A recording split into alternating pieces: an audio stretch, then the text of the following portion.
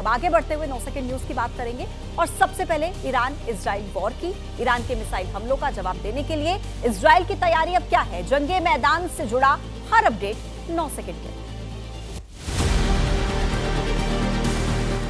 Iran ने Israel पर दागी 200 से ज्यादा मिसाइल, आसमान में नजर आई एक साथ कई मिसाइलें। ईरान बोला नसरल्लाह की शहादत का ये पहला बड़ा। इजराइल पर दागी गई मिसाइलों को देखकर लोगों में मची अफरा तफरी, कई इलाकों में गिरे ईरान के रॉकेट। ईरानी मीडिया का दावा 20 इजरायली F-35 लड़ाकू विमान और बड़ी संख्या में टैंक्स नष्ट किए। ईरान ने इजराइल के एयरपोर्ट को भी अपना निशाना बनाया। लोद एयरपोर्ट पर आकर गिरे ईरान के रॉकेट, एक साथ कई रॉकेट गिरने से जबरदस्त धमाके हुए। IDF के एयरबेस को तबाह करने का दावा किया। ईरान ने इजराइल की तरफ दागी 150 से ज्यादा बैलिस्टिक मिसाइल, 500 प्रोजेक्टाइल से किए हमले, लंबी दूरी तक मार करने वाले ड्रोन और क्रूज मिसाइलें भी दागी। आगे बढ़ते हुए 9 सेकंड न्यूज की शुरुआत करते हैं। देश से जुड़ी कुछ जरूरी और बड़ी खबरें आपको दिखाते हैं 9 सेकंड। गांधी जयंती के मौके पर देश कर रहा है बापू को याद। पीएम नरेंद्र मोदी ने राजघाट पहुंचकर राष्ट्रपिता महात्मा गांधी को दी श्रद्धांजलि।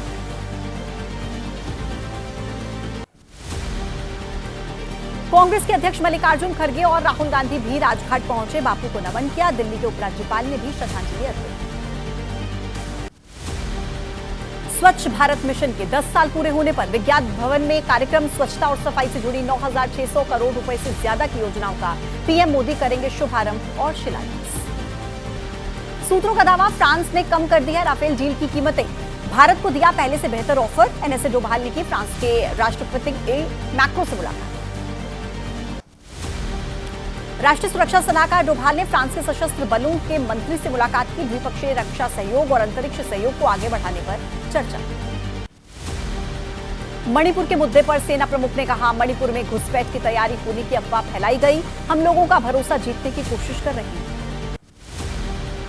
चीन सीमा विवाद पर army chief general Upendra Dwivedi का बयान, LAC पर स्थिति स्टेबल है लेकिन सामान्य नहीं, बल्कि सेंसिटिव है। पहले की स्थिति बहाल होने तक हालात तनावपूर्ण रही। पूर्ण राज्य और संविधान की 6ठी अनुसूची को लागू करने की मांग, लद्दाख के सांसद मोहम्मद हनीफ ने कहा, गिरफ्तार नेताओं को रिहा किया गया, सोनम वांगचुक को हिरासत में रखना गलत।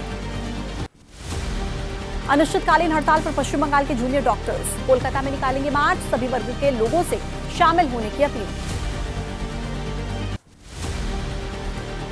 विरोध प्रदर्शन पर केंद्रीय मंत्री सुकांत मजूमदार ने कहा, जूनियर डॉक्टर्स की मांग पूरी होनी चाहिए, धमकी देने के कल्चर पर चल रहा है पूरा पश्चिम बंगाल। आरजीकर अस्पताल में रेप और मर्डर का मामला, कोलकाता में वारदात की थीम पर दुर्गा पूजा पंडाल बनाया गया। आयोजकों ने कहा, राज्य सरकार की कमियों को दिखाने की कोशिश। तिरुपति के प्रसाद में मिलावट का मामला, आंध्र प्रदेश पुलिस ने 3 अक्टूबर तक के लिए SIT जांच रोकी। डीजीपी ने कहा, सुप्रीम कोर्ट ने सुनवाई की वजह से यह फैसला लिया।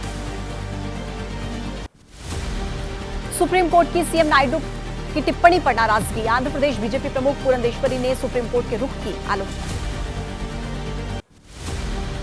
गुजरात में गरीबों के घर पर बुलडोजर चलाने के आरोप पर गुजरात के गृह राज्य मंत्री हर्ष सांघवी ने कहा, कई बार नोटिस देने के बाद कार्रवाई की गई। सोमनाथ में अवैध कब्जे पर बुलडोजर चलाने का मामला, कांग्रेस के विधायक अमित चावड़ा का आरोप, सरकार को दिखाई नहीं देता बीजेपी नेताओं और बिल्डर्स का अवैध कब्जा। वक्फ संशोधन बिल को लेकर मुस्लिम धर्मगुरु कल्बे जव्वाद ने आरोप लगाया, मुस्लिम स्टेक होल्डर्स की आपत्तियों को अनसुना किया गया। आज सुबह 11:30 बजे प्रेस कॉन्फ्रेंस करेंगे। दिल्ली की बिगड़ती कानून व्यवस्था को लेकर आतिशी सरकार ने LG पर सवाल उठाए। त्योहार के समय भीड़ पर पाबंदी को लेकर भी LG को घेरा। दिल्ली में 5 लोगों के इकट्ठा होने पर रोक है। उत्तर प्रदेश में त्योहारों के मद्देनजर पुलिस पेट्रोलिंग बढ़ाने के निर्देश, सड़क खोदकर पंडाल लगाने पर रोक लगाई गई। सीएम योगी ने कहा, सड़क पर न दिखे डग्गा मार, खस्ता हाल बसे। लखनऊ में 5 जगहों पर विजिलेंस की छापेमारी, जल निगम के रिटायर्ड अफसर राघवेंद्र सत्यवीर, अजय रस्तोगी, कमल कुमार, कृष्ण कुमार के ठिकानों पर छापा। छानबीन में करोड़ों रुपए की अघोषित संपत्ति के दस्तावेज मिले।